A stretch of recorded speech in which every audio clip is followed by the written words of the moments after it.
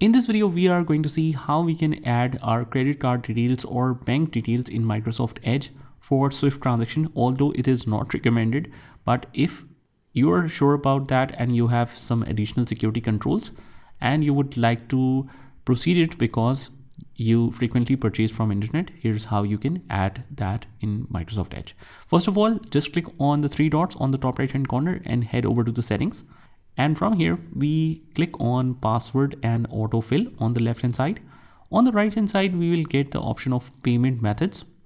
From here, under the payment methods, it says save payment method will appear here. But as you can see, it is grayed out. No payment method is saved. So first of all, we need to enable this save and fill payment methods.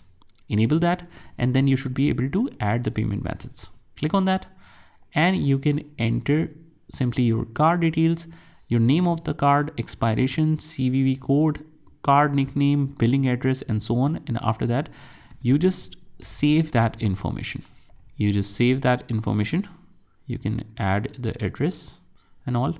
After that, you save that, and it will be shown like this.